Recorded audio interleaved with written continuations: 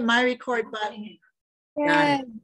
All right, I'm recording it to the cloud, and then John can upload. Yep, you're recording now. All right, excellent. Wow. Good morning, everybody. Welcome to the John Lavinia Success Mastermind Network for today's general session. Today is Wednesday, November 24th, day before Thanksgiving. So nice to see everybody. Let me take a quick look and see who is here, just because. All right, I see Gail, I see Bob and Missy, I see Emma and Virginia and Edward and Daisy. Excellent. And Ivier, welcome. And hopefully some other folks will show up as well. And I see Mandy. Wow, we got some Euchers. Awesome. Very, very cool. All right. Well, this is exciting for me, guys. This is the first general session that I've hosted in almost a year. I think the last general session that I hosted was last winter solstice. I do remember last year that I did a Thanksgiving session as well. So this is exciting to be able to do another Thanksgiving session with you guys. A couple things that I want to share with you guys. I think, first of all, I want to thank Glenn for letting me host today. And of course, our illustrious mentor and friend, John Lavinia, for letting me back on the helm here, back on the Zoom. Housekeeping, I know Glenn is traveling today, but I'm not sure if he's doing his network marketing this evening. I'm going to assume he is, but maybe not. Gail shaking your head. Oh, we love you too. I love you too, Virginia. Very nice. So yeah, I'm not sure, and maybe if somebody knows that, whether Glenn is doing his session tonight, you can put that in the chat, and if I find out by the end of the gig, then I'll let you know.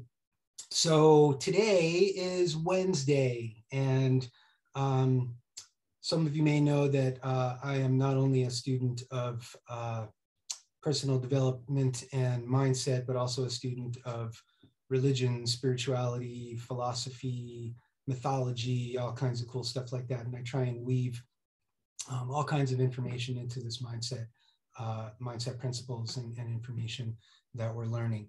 And, I've been recovering from spinal surgery, and, it's been a good, I don't know, maybe 11 months since I signed off John Lavinia Mastermind Network to, get ready for surgery. And during that time, especially post-surgery, laying on my back, reading, I've had a lot of time to think about, topics and things I want to share with you guys and things like that. And of course, last night, as I was putting together my little presentation for today, I'm like, what do I want to talk about? And I had a whole list of all these kinds of things. And in true to form, we'll travel around the world today. I'll take you on a little journey because honestly, putting together these sessions for me is a bit of a journey myself. I start out thinking, okay, I'm going to, present this kind of information in this way. And then by the time I'm done, it becomes a whole thing all to itself. But I'm sure you guys understand, that concept. So the first thing that hit me as I was, putting together some stuff for today is that, for close to a year, I had been on what we called Team Tuesday, and Adrian and I, my dear brother, Adrian Gardner, and I had piggybacked, and alternated on Tuesdays. And then when I signed off to deal with my health, I flipped that to our dear friend Ivier. And so this is the first Wednesday that I've hosted. And immediately when I think of Wednesday, I think of Woden's Day, okay? And so today is Woden's Day. And if you didn't know, 4 of the 7 days of the week are named after Norse gods, right? 3 are named after celestial bodies. So you have Monday for the moon, Saturday, of course, is Saturn, Sunday, of course, is for the sun, but Tuesday is for Tyr, the god of war. Wednesday is Woden's Day today. Thursday, tomorrow is Thor's Day, and Friday is for Freya. So today is Woden's Day or Odin's Day, And in honor of the All-Father Odin, I'm going to do some stories about Norse mythology tied into consciousness and the duality of mind, the price of wisdom, things like that. And we'll finish up with a nice little Thanksgiving tribute. So without further ado, if you guys don't mind, I am going to share my screen and we'll go from there. Bob and Missy says, I jot a few notes, say how comes 1,000 words, of course. All right, guys, I'm going to share my screen and we will go from there. So can you guys see my screen? Give me a thumbers if you can see my screen. I'll do a little slideshow here. For those of you that have not been on general sessions with me before, I'm a really visual person, and I tend to really like to use visual cues, not only to help me in what I want to say, but also to help you guys kind of get a better understanding of the ideas and the concepts that I'm trying to share. So first part of our talk today is called The Two Ravens of Consciousness. And this is a cool Celtic symbol of Odin's spear and the two ravens and his two wolves at the bottom of the spear there. So Odin in Norse mythology has many names. He's called the All-Father, if you know such things, likened to Zeus in the pantheon of Greek mythology. But he has many names. One of the names of Odin is called Hrafnagud, which is raven god. Okay, now Odin, as the stories have it, Odin had two ravens, and their names are Hugin and Munin, and of course that's my East Coast, trying to be Scandinavian pronunciation. Hugin means thought, and Munin means mind. Okay, and I've always really found this fascinating, and as we've been on this journey of mindset together, this story keeps coming up for me about Odin and his ravens and thought and mind and the separation of consciousness and things like that. Now, every day, Odin releases his ravens. They fly around the world, or the cosmos, or what they call the 9 realms, and they come back to him by breakfast. And Odin sits down for coffee every morning, and the ravens tell him the news of the world, right? The ravens are also called the beholders, which is pretty interesting. Some of you guys may have seen this. This is also just an aside. I don't know if you guys know this, but before Noah released the dove from the ark, he released a raven in Genesis. Check that out. Yeah. So that's interesting stuff. I just thought that would, spark some other interest there. So that's, the biblical connotation of the raven. Ravens have gotten a bad rep throughout history, in my opinion, mostly because, they're scavengers, and when thousands of idiots run at each other with spears and swords and hack each other apart on the battlefield, the ravens always win, we say, right? So that's where, Poe's poem and all that kind of stuff comes from. So I want to tell you a little bit about ravens. I have a fondness for ravens, being a wilderness guide, being a naturalist, spending a lot of time in nature, in the wilderness, and the outdoors. And ravens follow me around the backcountry with the llamas all the time. They yell at me, they talk to me, they try to mimic the llamas. They sit in the trees and make funny little raven llama noises, pretty hilarious. They do a worse llama impression than I do a raven impression, that's for sure. Now, ravens are the second smartest birds. They're in the corvid family, which is also where you get crows, magpies, and jays. And so in Spanish, cuervo is crow. That's where we get the corvid family. And so if you like your tequila and you like your cuervo, that's Joe Crow. Jose Cuervo is Joe Crow. So throughout history, humans have had a symbiotic relationship with ravens, right? And part of that has to do with this relationship between hunters and scavengers, right? And my experience with the ravens is they'll fly ahead up into the next canyon, and if they spot things like rabbits or prey, they start circling and squawking, and they want to tell me that there's food up there, because the ravens don't hunt, they don't kill stuff, they just get the spoils. So they like to alert the hunters so that then they can pick at the, the leftovers. So, that's an interesting concept about the ravens, right? And if you didn't know, of course, the Old Norse were a hunter culture, right? Most old world cultures, were hunters, and it's important to get food. So they had a relationship with the ravens. Now, a lot of people may also understand that the Old Norse were also a shamanic culture. And of course, I think of our friend Janet, the master calligrapher, but she is also a shaman, from what I understand. And so in Old Norse culture, they were a shamanic culture. Odin was the patron deity of shamans. And the modern version of this is the Lapland culture, which is also called the Sami culture in the Arctic Circle in Northern Europe.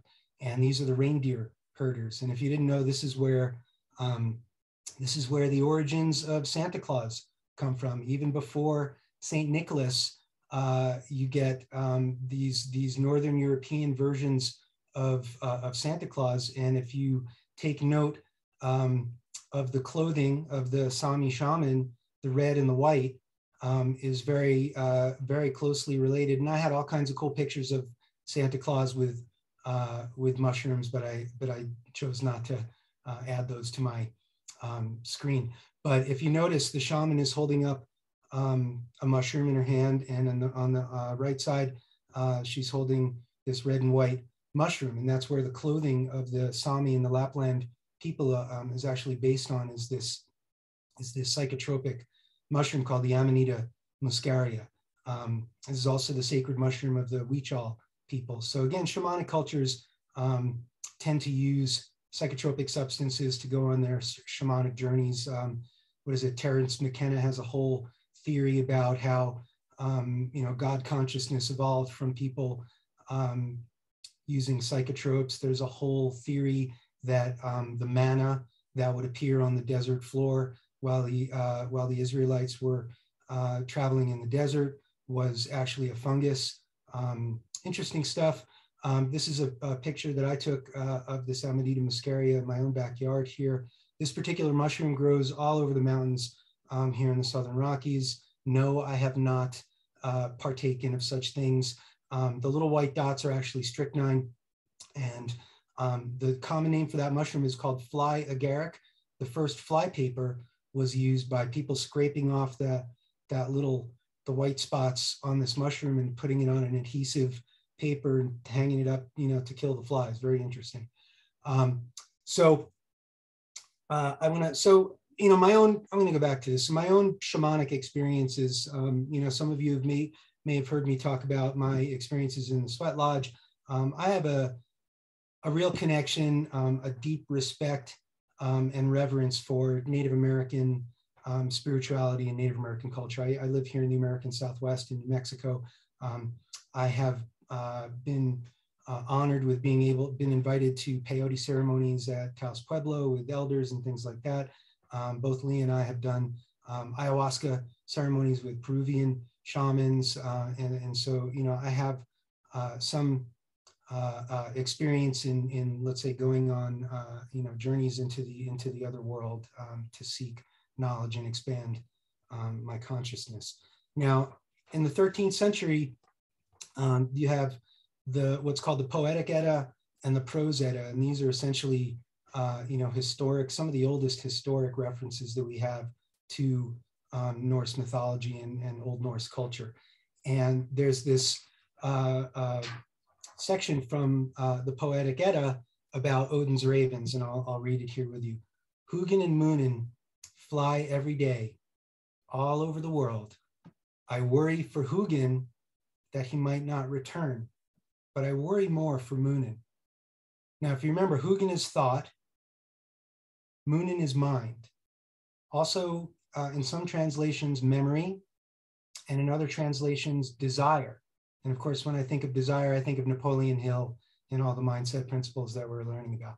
So how can we interpret this, right? This is really fascinating to me because If thought, there's this misconception that there's a separation between thought and mind, or that thought and mind are the same, right?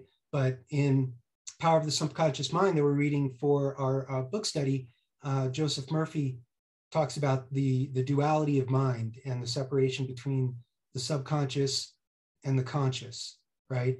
And of course, Napoleon Hill and Think and Grow Rich, in many other of our mindset books, and of course, many other religious texts and spirituality, all talk about this separation of the mind and the conscious mind and the subconscious mind, also known as the objective mind and the subjective mind.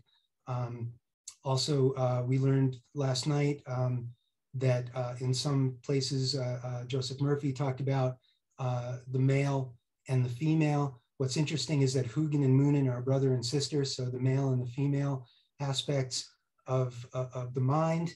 And so Odin fears that his thoughts might not return, but he's more worried about his mind. So I just want you to think about that as we continue on our discussion. And if you got a pencil and paper, write down some stuff, because we'll chat about this at the end. What I think is interesting, again, these are shamanic cultures, right? And so they go on these shamanic journeys, astral projection, leaving their bodies, mushroom-induced shamanic journeys, things like that. And so, on one level, there is this, thought that when you go off on these shamanic journeys, that you may not come back, or you may not come back all the way. And so, again, just interesting. I want you to think about like what it might be like, for your thoughts not to return, and that maybe it is worse, right, to have your mind not return, or your memory not return, or to lose your desire in some translations, right? Because as we learned in many of our readings, right, when you lose desire, it's kind of all over, right? Desire is the drive, for doing everything in your life. And of course, in Atomic Habits, we learned about, the connection between dopamine and desire. But this really fascinated me, and I've been meditating on this for years, and so I want to talk with you about this a little bit later. Okay, so again, this is sort of more of a metaphor. That poem is really more of a metaphor about the shamanic journey, the two spheres of consciousness, the duality of mind, and the separation of consciousness from the body. So think about that stuff. I want to hear what your thoughts are about that later. So that's part one for today. Part two is what I'm calling the price of wisdom. Now, in Norse mythology, Odin, in later renditions, Odin is, of course, the All-Father, the Omnipotent, the All-Wise, the All-Knowing. But in earlier versions of Norse mythology, Odin was not the wisest. He was not the most knowledgeable being in that pantheon. And so this is the story of Mimir's well, Mimir, M-I-M-I-R. And Mimir was the wisest, most knowledgeable being in the universe. And Mimir had a well that sat at the foot of what was called Yggdrasil, or the world tree, or the tree of life that some of us might know. And the waters of the well of knowledge nourished the tree of life that went through the 9 realms in Norse mythology. And every day Mimir drank from this well, and he was the wisest, most knowledgeable person. And Odin, of course, sought out Mimir and his well. And as the story goes, he wants to have a drink from the well of Mimir so that he can be, so that he can have knowledge of all things. But there was a price that Odin had to pay. And the price that Odin had to pay was that he sacrificed his eye. And some people say right eye, left eye. And of course, I think about if thine eye offend thee, pluck it out, and all these kinds of things. But very interesting that wisdom and knowledge have a price, right? And so Odin paid his price And then in later renditions of Odin, you'll see that he has a patch over one of his eyes because he had to sacrifice his eye to drink from the well. Now, when I talk about the world tree, this is Yggdrasil, is a cute little rendition, and this is the world tree and the 9 realms. Okay, and you can see at the top is Asgard, which is where where Odin and the pantheon of gods live, and then there are 8 other realms or 8 other worlds, right? You have Alfheim, which is the world of the elves. You have Muspelheim, which is the land of raging fire, which is supposed to be the first world created, kind of like the primordial earth, if you would understand. Then Midgard is Middle Earth, if for you Tolkien fans out there, but that's where we all live, is Midgard. And then you can see there's Vanaheim, which is where another race of old world gods live. Then there's Jotunheim, which is the realm of the giants. Niflheim, which is the land of the mist, I believe. And then you have Svartalheim, which is the land of darkness. And then you have Hell. And if you didn't know Hell, Hel, very interesting that, our concept of Hell can also be traced back to Norse mythos. And then you can see the serpent there. That is called the world serpent, that the Midgard serpent that circles the earth and eats its own tail. In other cultures, it's called the Ouroboros. You've seen that classic symbol of the snake devouring its own tail, the male and the female, the cycle of life and death and birth and rebirth. And when I looked at this, it made me think of the tree of life from the Kabbalah. Now, many of you know that I was raised in the Judaic faith, and so when I think of the world tree and the tree of life, very, very similar of this concept of the tree of life in Kabbalah, where you travel the different what are called the 10 Sephirot, which are the different aspects of creation, from the void all the way through manifestation. And I don't want to get too into that. And of course, people spend lifetimes studying Kabbalah and trying to understand, the nature of God and the nature of the universe and things like that. But again, this is the tree of life in the 10 Sephirot. And then this is the Yggdrasil and the 9 realms. And I just thought it was interesting because, of course, I started out with this and then I was like, oh my God, that looks a lot like that. So I just wanted to share that with you guys. So back to Odin. Actually, what I think is interesting is that, Odin, makes this sacrifice for knowledge, for wisdom, and he pays a price, right? And of course, when I think about the price of knowledge, I think about Napoleon Hill and the price of success, right? And so in Think and Grow Rich, we learn, and there's some cool quotes here. And so I wanted to share these with you guys. Remember, there is no such possibility as something for nothing. The ability to reach, influence your subconscious mind has its price, and you must pay that price. You cannot cheat, even if you desire to do so. Nature cannot be tricked or cheated. She will give up to you the object of your struggles only after you have paid her price. There's another one here. The secret to which I refer cannot be had without a price, although the price is far less than its value. It cannot be had at any price by those who are not intentionally searching for it. You and you alone must decide whether or not the reward for which you are striving, money, the achievement of your goals, your wish fulfilled, your heart's desire, any of these things is worth the price you must pay for it in effort. So I want you guys to think about this too. Like, what is the price of knowledge? What is the price of wisdom? And what is the price of success, right? And what are we, like how I tied that into success here, and what is the price we're willing to pay, or what are we willing to sacrifice for success, or what are we willing to sacrifice to achieve our goals? And maybe that's different for everybody else, right? Is it determination? Is it time? Is it just unending effort? Is it, an hour a day? Is it 24 hours a day? What is that to you? So just think about that, and let's talk about that later, okay? So, and of course, here's the price that Odin paid. I tried to not get too gory about that, but I just thought that was interesting, right? So he trades his eye for a drink from the well of wisdom and knowledge. And I'm going to have a drink from the well of my cacao toffee here.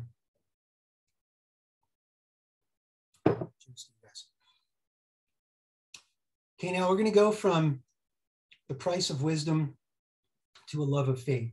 Okay, now in Norse mythology, you have what are called the Norns, and these are the three fates.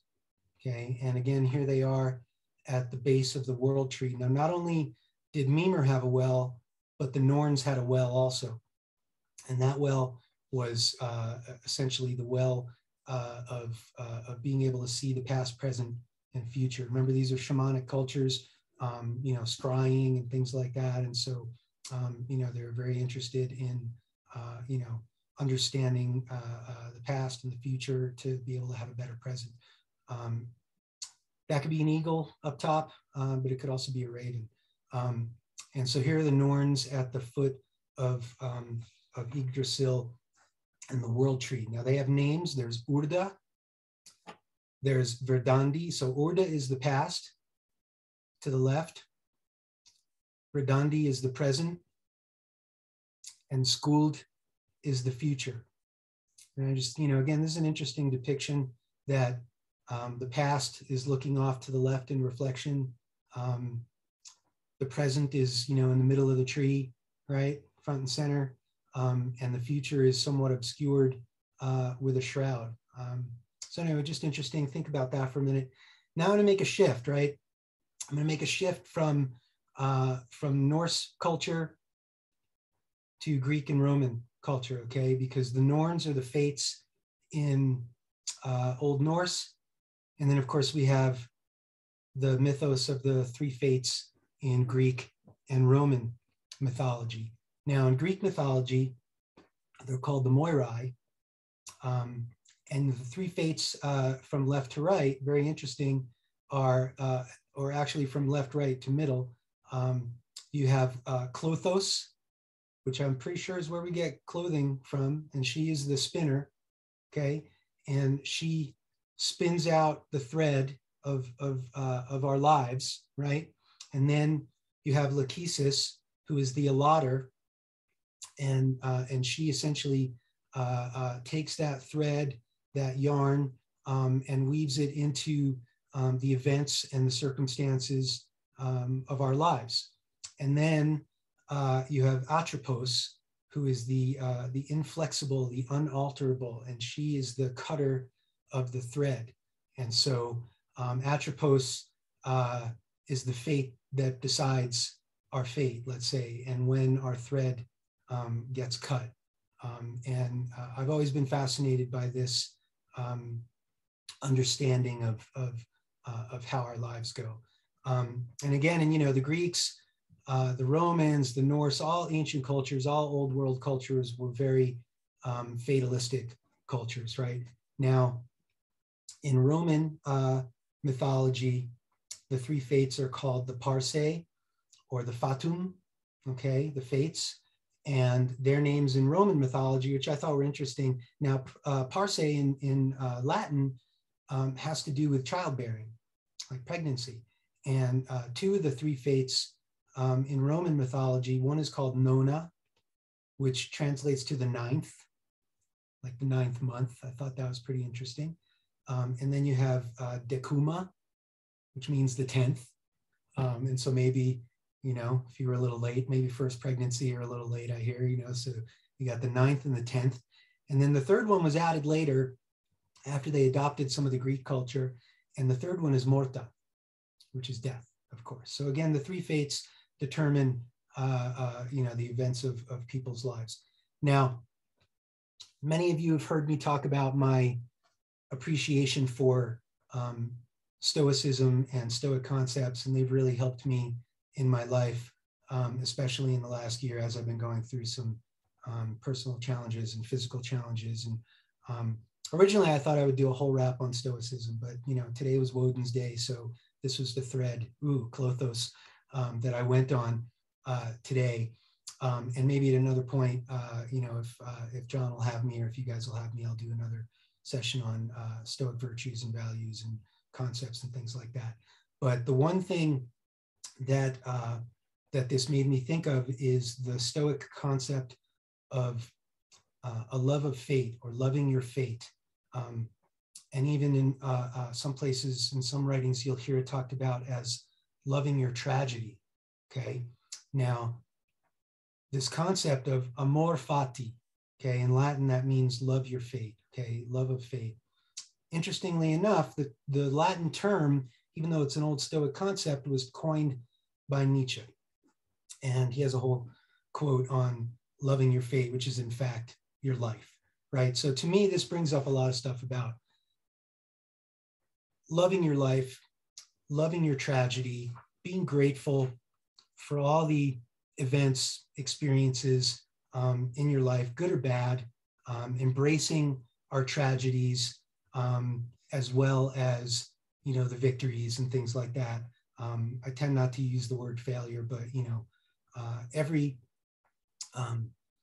experience in our lives, right, is a gift and a blessing, and not only the good, but especially the bad, right? And the challenges, the failures, the obstacles, right? These are opportunities that present themselves in our lives, right? For self-reflection, for introspection, for growth, for learning, and opportunities to heal ourselves. So I thought, you know, this was a cool tie-in from where I started to where I'm going, okay? And so loving our fate, being grateful for the events in our lives. And here's a quote from Marcus Aurelius, who was the great Stoic philosopher king. The impediment to action advances action. So think about that, right? And this is also known as the obstacle is the way. And so without a little bit of resistance, let's say, right? We've talked about like the willow and the oak and things like that. Without the wind bending the willow, you know, there's an old, I want to say Confucian proverb about an emperor that put a big boulder on the path, and the townspeople would come upon the boulder, and then they would get discouraged and they would just turn away and go back home. And then somebody in the village took a pry bar and moved the rock out of the way, and underneath the rock was like a bag of gold and a note from the emperor that was like, you did it, you know, whatever. But cool stuff, right? The obstacle is the way. The challenge is often the means by which we grow and learn, and more often than not, let's say exponentially with these things, right? And those people, and God bless all of us that have never had any challenges in life and things like that. But I know I've had challenges in mine. I'm sure you guys have had too. And so, you know, this really speaks to me. And then there's also a couple other quotes here. Robert Frost, I can't remember the name of the poem. The only way out is through. Write in the chat or later somebody tell me what the poem was from Robert Frost that talks about the only way out is through. Many of you know that I'm also a fan of music. I'm an old Rush fan from back in the day, progressive rock. And there's a song from Rush written by Geddy Lee and Neil Peart. The way out is the way in, right? And so again, this concept of introspection and really looking at ourselves, facing our fears, addressing our challenges head on.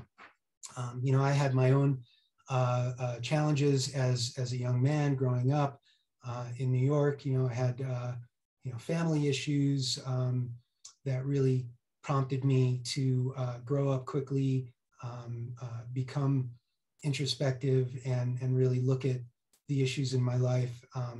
And you know, of course, I left at a young age, left the nest at a young age, and moved out here to New Mexico.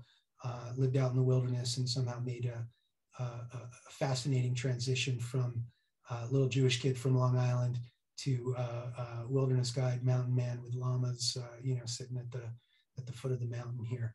And of course, I've had recent physical challenges, right? And so this has really meant a lot to me over the last year. You know, some of you know that I fractured my spine many years ago, and over time it just degenerated to the point where I literally fell apart. Maybe winter of 2019, and not only physically, but mentally and emotionally as well. And that's how I had come to this mastermind group, was really just kind of pulling myself out of a really big identity crisis. You know, broke my back. I wasn't able to do the things that I love to do. I was looking at the loss of my career, the loss of my identity, all this kind of stuff. And so when I joined John and the mastermind group here, and I want to, you know, give thanks to all of you guys for supporting me through my own journey of discovery and reinventing myself. And, you know, we talked about in Atomic Habits, right? James Clear talks about, you know, not having your identity be so small that if something happens in your life that, you know, it's crushing and it's devastating, and that there's a way that we can, let's say, you know, have a bigger version of our identity and transfer that from not, you know, just this one thing to being the kind of person who. So I'm not just a wilderness guide or a guy with llamas. You know, I am the kind of person that loves to be out in nature. I'm the kind of person that loves to work with people and educate people and things like that. And so that's how I managed to redefine myself over the last year. So I want you guys to think about that and challenges that you've been through, and how the obstacle may have become the way in your own lives, and you know, challenges and experiences, and how we can learn to love our fate, love our lives, and love our tragedy for good and bad. Okay. And then the final section I want to talk about is taking back Thanksgiving. Okay. Because Thanksgiving's gotten kind of a bad rep over the last couple of years. Okay. And Thanksgiving, I have to say, is my favorite holiday. And you know, first, okay, I would like to acknowledge that, yes, throughout history and in this country, you know, there have been oppression, there has been horrible things that have taken place to indigenous cultures, not only here in North America, but in other continents in the world. But to me, that's not what Thanksgiving is about. And hopefully to you, that's not what Thanksgiving is about as well. And, you know, to me, Thanksgiving is, let's see, there we go. Thanksgiving is about the harvest, right? And not only is this, you know, a physical harvest, right? And the horn of plenty and the cornucopia, and reaping what we have sown, right? And that's not only, again, in a physical sense, but also in a mental sense, in the metaphor that, you know, our mind is the garden, right? Our subconscious mind is the garden, and the conscious mind plants seeds in the subconscious, and then those things bear fruit. And there's a lot of biblical references to that. A lot of personal development people have talked about, you know, reaping what we sow, and there's a season for reaping and a season for sowing. And there's a delayed gratification in this too, right? You don't just immediately plant the seed and then it, you know, pops out of the ground right away. And not only that, you know, you don't get to harvest it for months, and you have to tend to that garden, and you have to nurture it, and you have to take care of the seeds and all that kind of stuff. You have to take care of the plants as they grow so that they will, you know, bring you sustenance and bear fruit and things like that. Thanksgiving's cool to me because it's not affiliated with any religion, any dogma, any kind of worldview. It's not associated with a person or their deeds or misdeeds or any of that kind of stuff. It's really just about honoring the cycles of nature and giving thanks for the harvest and for the blessings and the gifts in our lives, spending time with family and friends and things like that. And if you didn't know the origins of Thanksgiving, because it didn't just happen with the Pilgrims here, you know, in Massachusetts in 1620. And those of you that, and I'm glad we have some Euchres on the call today, and I want to hear from you guys about this, because from what I understand, the origins of Thanksgiving go back to Celtic and Druidic traditions of Lammas, and the Celtic or Gaelic spelling of that is beyond my ability to pronounce, but I've heard it called Lammas, and also Samhain is the harvest festival. Now in modern in modern northwestern Europe, right, in the UK. I've heard it called the Harvest Home Festival, and I've also heard it called the Ingathering. And these are all the pre-New World versions of Thanksgiving. So I'd love to hear your thoughts on that.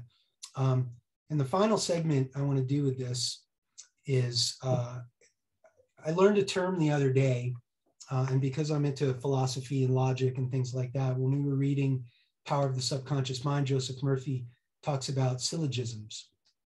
And a syllogism is a method of deductive reasoning. And it's kind of like, if this, and if X is A and X is B, then let me give you this. We all know that thoughts are things, right? And we've talked about this in a lot of our readings and a lot of our mindset discussions. Okay, so thoughts are things. And if thoughts are things, and we know that thanks and prayers are thoughts, right? And we talked about this just recently in Power of the Subconscious Mind, that prayers are thoughts, right? So if our thanks and our prayers are thoughts, and if thoughts are things, then that also means thanks are things, right? So that's my syllogism, is thanks are things, okay? So if thoughts are things and thanks are thoughts, then by deductive reasoning, thanks are things, right? So thanks are things, and our thanks are prayers, right? And these are thoughts that they don't just stay in our skull, right? We know about the fact that thoughts are electromagnetic waves that leave our brain, and these are different than brain waves, let's say, right? And we've talked about how we all have an electromagnetic field. Our brain has an electromagnetic field. Our heart has an electromagnetic field, and the things that we think reverberate out into the universe. And this is, in my opinion, the scientific understanding of law of attraction and how we manifest things in our lives, versus, let's say, the fleeting thought that just comes and goes, versus the thing that we nurture and we give energy to over time, right? Habitual thinking is what Joseph Murphy called it. And these things reverberate out into the universe. Now, you add verbal prayer, right? And of course, we all know that the logos is the word, right? And sound has vibrations. And in the beginning, was the word that created the universe and things like that. And so not only are thoughts things, but words have power, right? So our prayers, our verbal prayers, right? They go out into the world, and not only do they create our own reality and attract and manifest circumstances, experiences, and events in our lives. And as Joseph Murphy says, on the screen of space, we talked about this last night. I thought that was very cool. But with that comes a responsibility, right? And we've talked about that, because not only do the things that we think and say come back to us to create our own experiences, but they impact and affect other people as well, right? So there is a certain responsibility that comes with thinking, right, and speaking. And many people, the Stoics, and even Joseph Murphy talked about this, that we need to be the vigilant guardians at the gates of our mind, right? And not only about what comes in, but what goes out, right? And this concept of the conscious mind being the protector of the subconscious, right? And so again, going back to this responsibility, and in Power of the Subconscious Mind that we're reading, he talks about, be careful with your thoughts, and be careful, in the things that we say, because, right, the words have power, thoughts have power, and they go out into the universe. So with that, of course, our thoughts, have impacts on not only our own lives, but those around us. And I want to leave you guys today with something from Philippians 4:8. And, we've talked about this a lot over the years. Whatsoever things are true, whatsoever things are honest, whatsoever things are just, whatsoever things are pure, whatsoever things are lovely, whatsoever things are good, are of good report, if there be any virtue, if there be any praise, think on these things. And with that, I want to say to you guys, happy Thanksgiving and happy Thanksgiving. And with that, I'm going to stop sharing my screen. And wow, I talked for a long time today. What do you guys think about all that? I want to hear your thoughts. I want to hear what you guys think about Odin and the two ravens of consciousness and the price of wisdom and the power of our thoughts. What do you guys think? What's up? Oh, don't be shy. Don't be shy. Just speak up. Everyone's holding back. Oh no, we've got. There you go, Stuart. That was a great Hey, talk. buddy. I can see someone's got their hand up. Hey, Star's got a hand up. I haven't seen her for ages. Oh my God, Star. Sorry. Bob and Missy. Bob and Missy as well. Wow. Let's have a discussion here. Cool. Firstly, it's so good to see all your faces, and Stuart, I'm so glad to see you. I hope that all your physical things are challenges are being overcome with the surgeries and whatnot. It's good to see you. Yeah, when I saw, I'm really grateful for lower hand. Grateful whoever started that Facebook group today to announce this evening, because that was you. Because it brought it to my attention. It's one of those things, it's like, it's so easy to sort of slip out of the habit, isn't it? And then life throws challenges, as it always does, and then you sort of, this has been so perfect, exactly what you were talking about in terms of fate and challenges. And, you know, as I don't doubt that I'm the only one. I think that the last couple of years have just, I don't know what those fates have in mind with their weaving and their threads, but I know that I'm not the only one. But I am, you know, we've had tragedy, we've had loss, we've had all sorts of things going on, lots of movement. And interestingly, since about May, I've been reading about the Saxons and the Vikings. So doing a lot of reading about the tree and exactly what you just put up today. So really poignant, and something that I'm hoping to gain some strength from. And I'd like to learn more about this stoicism. I think I need a bit more of that. It's like I feel at the moment, I just feel like I'm always on the brink, just hanging on, either, you know, and it's not to do with work or to do with it's personal stuff. Father passed away, moving, funerals, blah, just stuff that everybody deals with. And then all the other bits on top of it. And you're suddenly like, quick, hanging on the grips of you. So I'm so happy to be here, and it really has leveled me, and it's made me, which book are we reading right now? I want to be there. Power of the Subconscious Mind by Joseph Murphy on Mondays. Please join us. We're having great discussions. Yeah, I think I need. And Mandy is doing Books from Britain. I want to say Tuesday, Wednesday. Somebody tell me. Yeah, Mandy's doing that. But yeah, you can join on that. Thank you so much for reaching out on Facebook, Stuart. I'm so glad to see your face. I'm glad you joined us. It's been a long time. I just recently signed back on to the mastermind calls and noticed that a lot of my old friends weren't there. So yeah, I reached out to some of you guys, and I'm so grateful that some of you guys showed up today. So yeah, thank you. And I'm so sorry for your loss, Star. Thank you. It's great to see you, and great to hear your words and your voice. And you know, join us more. I'd love to hear more from you. I think I'm going to make it a priority, Stuart. Actually, I think it's just reminded me, you know, life gets in the way. And one of the beauties of this group, right from the outset, you know, when we all met on that positive push that we made in a terrible time for the whole globe, and we all made a positive push to change what our circumstances and what we were doing. And whether or not we followed through with that original journey that we began on, we have created something completely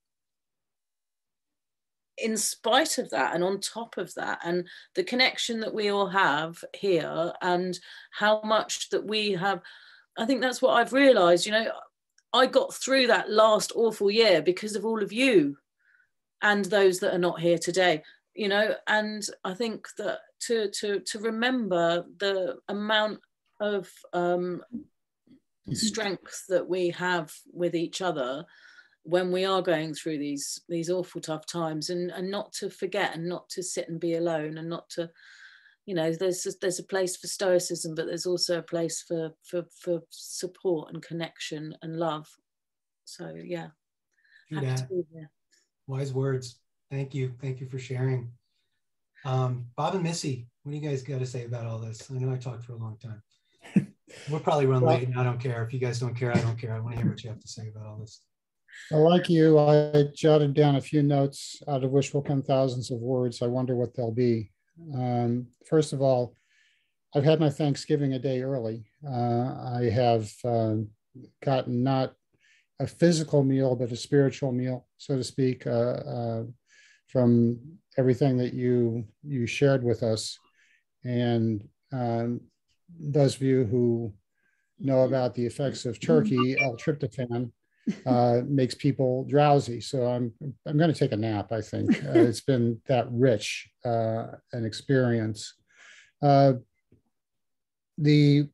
one thing that I came out with a takeaway is the words of Jesus, and that is, the kingdom of heaven suffers violence, and the violent bear it away.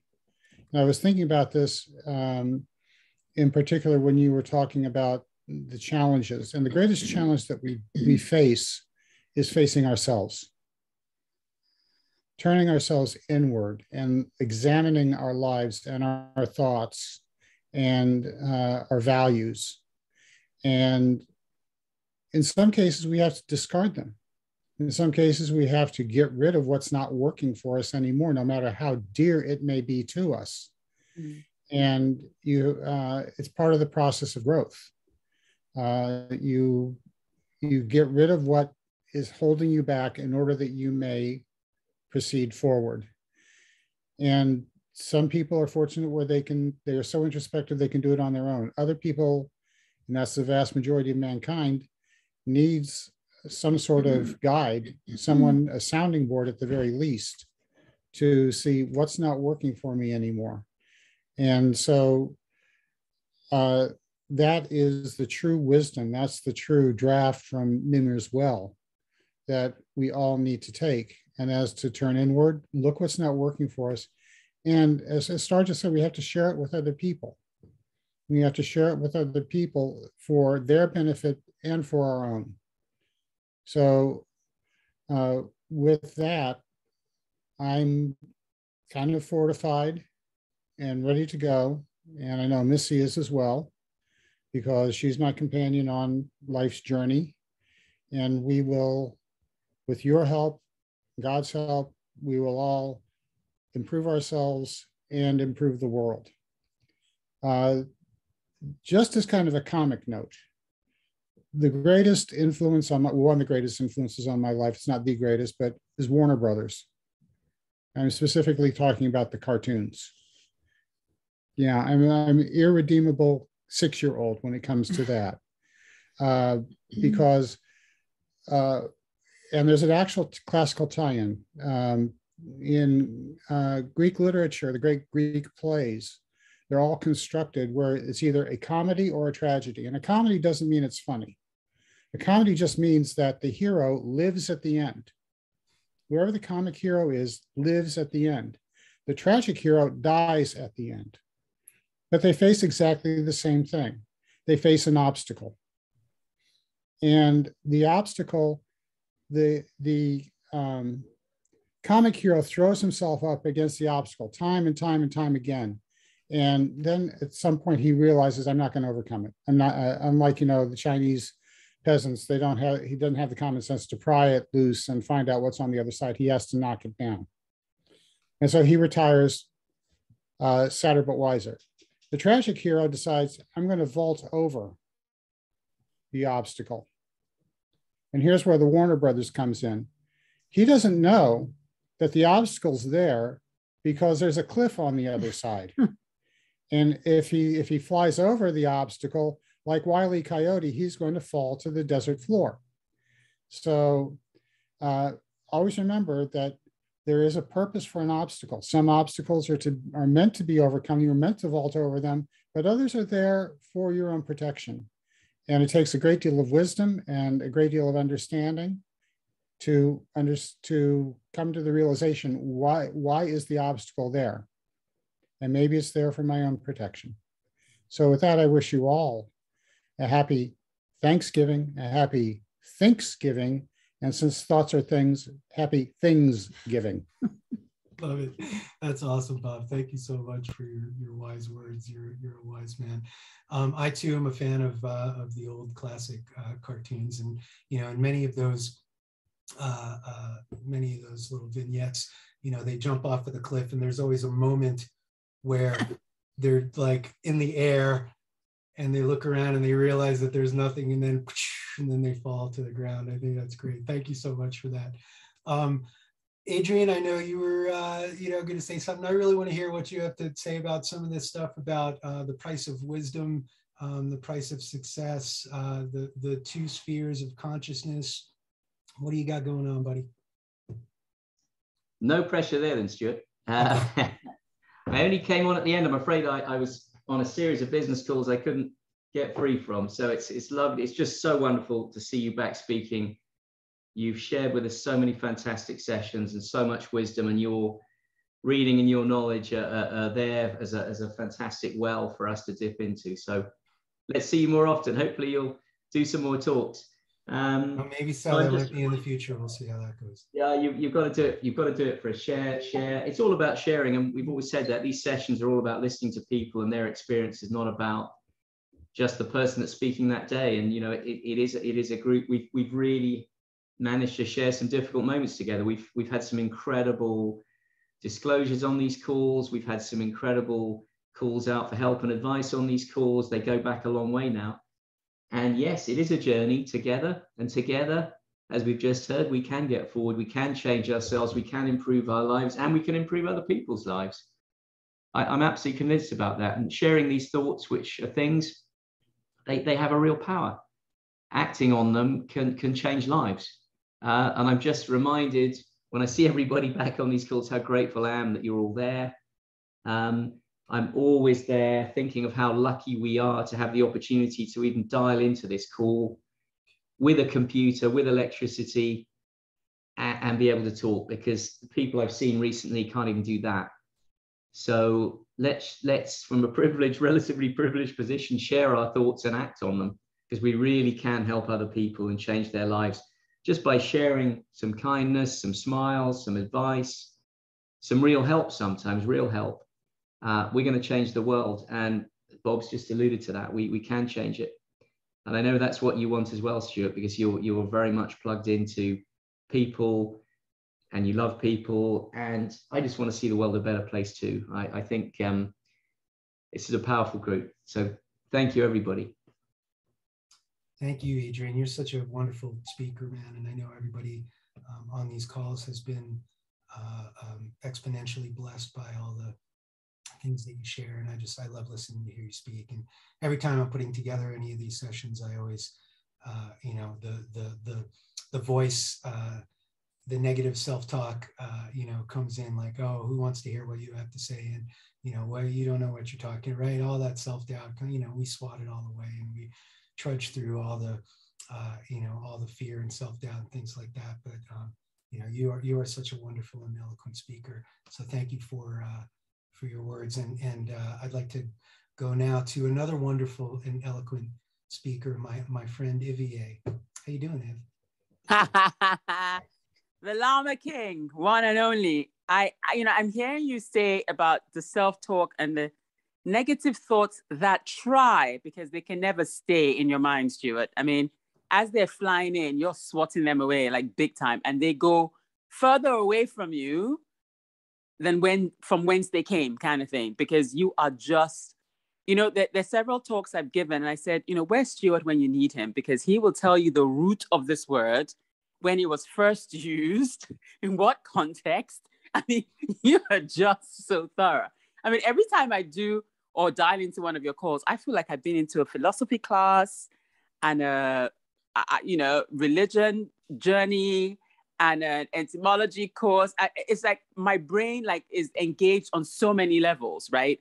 So I am grateful for you, first and foremost, how you've come through everything you've come through, and to be as solid as you are. You are a present father. You are an attentive husband.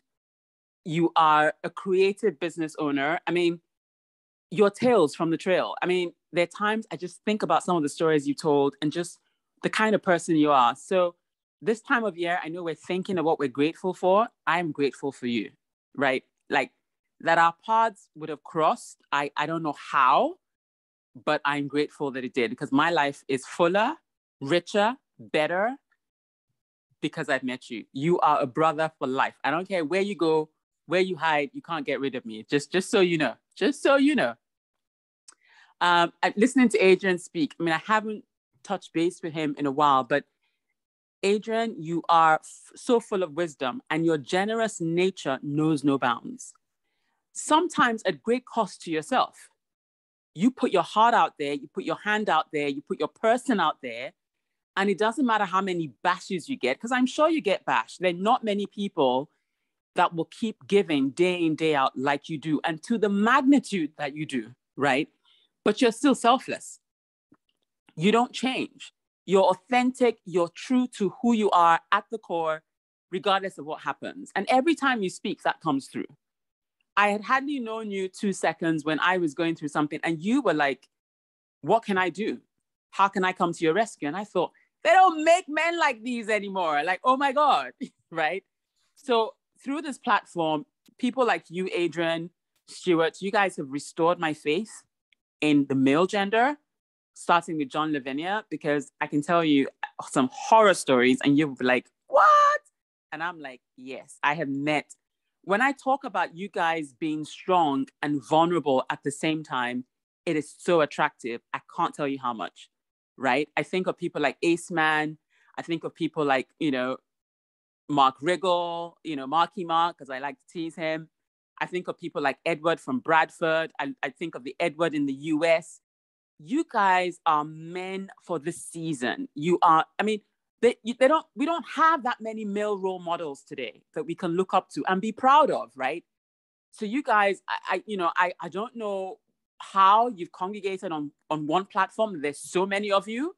When we look through walks of life, we struggle to pick even one. But on this call, I can turn to almost every man without fail, on this platform. Carl is just cool under pressure. He's so competent. It's unrealistic, right? I can go through each and every one of you, and you guys just make us women feel, oh my God, there are still dependable men out there. There's still men we would gladly follow wherever, whenever, however, right? So I want to say thank you first to you guys on this call. No, seriously, you have really restored my faith. I don't say this often. And of course, now Bob is in that mix because, I've only just met Bob recently. And every time he speaks, I'm like, wow, okay. Like I need to open the dictionary and the Bible and several other reference books just to follow this conversation, right? And he just sits there as a bodyguard and a pillar of strength to Missy, right? So you guys, every time you show up, you are speaking to our very hearts, right? I'm thinking of Javier, who is so secure in who he is. He shares Madam Chop Chop with us, right? He doesn't feel less than. He doesn't feel like that takes away from who he is. And that is a confident man, to share your wife that freely, that openly, because she's like a mother hen. She like gathers all the chicks right under her umbrella and just goes, if she doesn't see somebody, doesn't hear from somebody, she will reach out. And so I'm grateful for so many of you, right? I mean, Star, I have so much respect for you. I don't know how you're raising LV on your own, but every time I see you, I think of you, and you're telling me she's so tall, but that's because you're nurturing her. You're giving her what she needs to become the young woman she is going to be, right? And I just give you guys such respect because it is hard work. Even when you have like mother and father and, complete nuclear, whatever that is, right? Whatever the norm is, it's hard enough. So when I see single mothers doing it on their own, I'm like, crikey, right? I'm blown away, right? I'm thinking of Gail. I know she's recently left the call, but Gail just keeps bouncing back. She's got resilience she's a grandma. She should be putting her feet up and saying, you know what? I paid my dues. I'm just going to, enjoy my grandkids. But she's on a call like this. And obviously, because of whatever changes have happened, which I know are phenomenal, her son has joined us, right? And you can see him growing and coming into his own. We're affecting generations, people. It's not just us, right? It's not stopping with us. We might be the starting point, but the ripple effect is far and wide, right? So I'm grateful for so much. And I know for a lot of people, this platform has been a lifeline. To have birthed this, I keep saying this, to have birthed this out of utter crisis on a global level, right? A lot of people will probably not have made it this far, but for this call, but for this platform, but for the many opportunities we get to dial in, right? I mean, Glenn is just larger than life, right? He can fill a room, right? He just takes over. I think of Lindsay Dollar, Mama, like she's small package, but boy, she's dynamite, right? She's explosive. She speaks and you just know this is a mama bear. If you mess with my cubs, you got me to deal with, right? And you just see her like, it's almost like she grows into the gentle giant, but she's like, don't try to take me on. I'll wrestle you to the ground kind of thing, right? So there are just so many people on this platform. I can't go through each and every person. I mean, Linda Landry, I don't know how you do what you do. You get up every day, you go to work, you do what you need to, you're growing a business. You're just phenomenal. I mean, I look at you and I go, if you have staying power, I have no excuse, right? I think of Shannon, I think of Ego, recently what they've been through, their health journeys, and Stuart, you count into this too.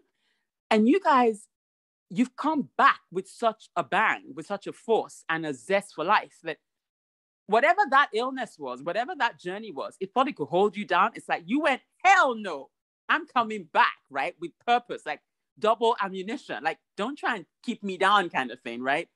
And I'm just like, I don't know where this power, where this strength, where this vavavoom comes from. But I'm just so grateful that we have it in oodles, right? It's an abundance on this platform. And I say this once again, if there is anybody we know who needs to be part of this conversation that isn't on here yet, oh my God, they so need to tap in. I mean, Virginia, Edward in the UK, you guys reinvent yourselves however, whenever, you just keep doing it. Something's not working, you go back to the drawing board, you go, you know what? I'm still going to put myself out there. And sometimes, people might look and go, don't you feel silly by doing that? But you're just like, never say die, right? You just keep getting up again and taking the next step.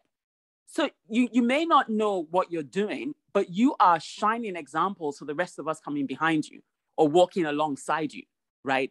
I mean, I think of Emma. Oh my God, that is a businesswoman on every front. She's a mother, she's a wife. I don't know how she's wearing so many hats, but she's pulling it off, man. And she's doing it with style and grace and poise. And I'm thinking, damn, you make it look so easy, right? I don't know. So I have so much to be grateful for. And I couldn't have picked a better pandemic team, platform, group of family from other parents to be connected with. You guys have got me for life. I ain't going nowhere. Like there's nowhere else to go. There's nowhere else that gives me life like you guys give me life, right? I love you guys to bits. And I just wanted to say a big thank you. I mean, if I haven't mentioned your name, it's not that I don't want to. It's just that everywhere I turn, there's something to speak about, right? You guys are amazing. So thank you so much. It's just, yeah. Ivia, you are such a powerful speaker, man. I mean, that's like a mic drop right there. Wow, thank you.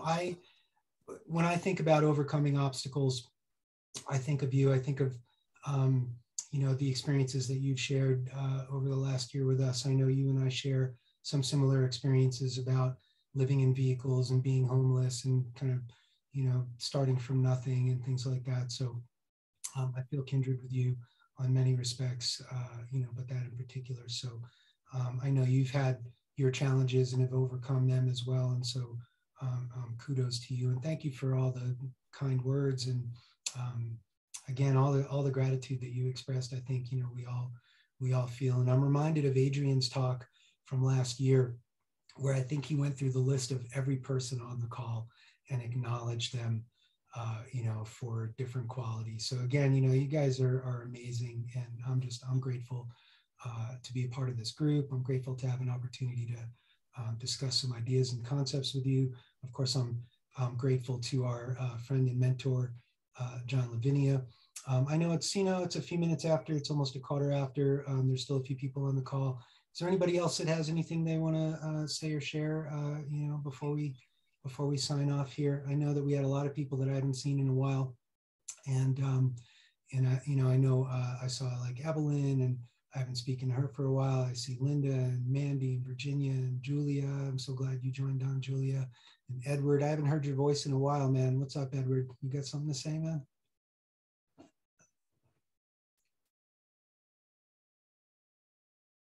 Of course you do. We love you anyway. All right, guys. Again, I'm not sure if, oh, Missy. What's up, Missy? It's just quick. I just wanted to say the hardest thing I've ever had to do in my life, and that's why it's been going on for so long with my physiological situation. I could never accept or be grateful for it in my life.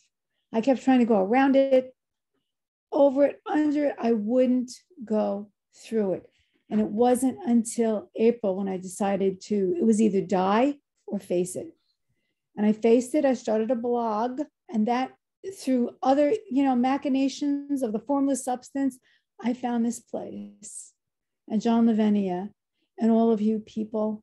And now Bob is in on it too. And I just cannot express my gratitude enough, because this has given me back a purpose to live. I was ready to die.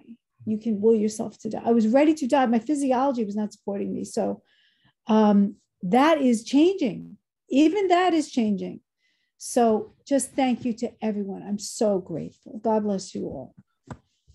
That is amazing, powerful words, Missy. And I'm so glad to hear that that you've crossed a Rubicon in your life, right? You know, desire, purpose, and it's so easy.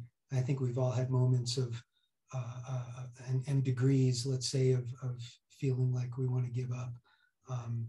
And, you know, once we, you know, will is a powerful thing, right? And it works in both directions, right? And I think it when we come to that crossroads in our lives, you know, it can go one of two ways. And I'm just glad to hear that you are feeling, you know, rejuvenated and with renewed purpose, and on a path to healing and all this great stuff. So I'm so glad you're with us. I'm glad to have met you and Bob through book club, and now seeing you here. And thanks you guys for joining us.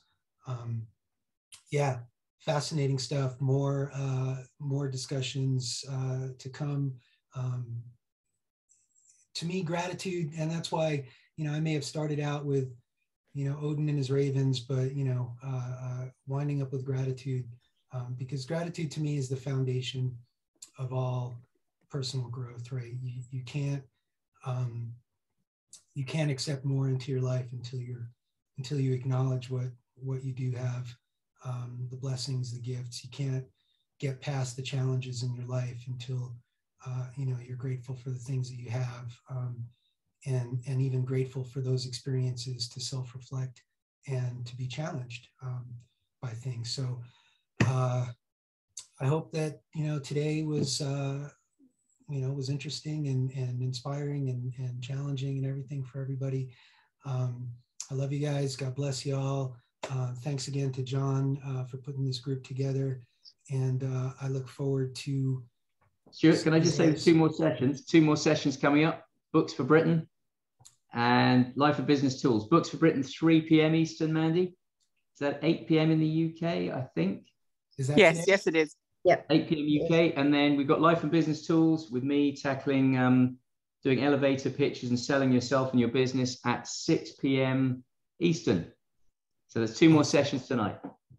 Thank you, Adrian, for the housekeeping. I've been out of the loop for a little while, so thank you. Yeah, tune in later for books for Britain, and for Life and Business Tools, and for general session tomorrow. And again, God bless you guys. Have a wonderful day. A very grateful Thanksgiving, and we'll see you on the other side. Cheers. Awesome. Fantastic. Thanks, Stuart. Thank you. Bye.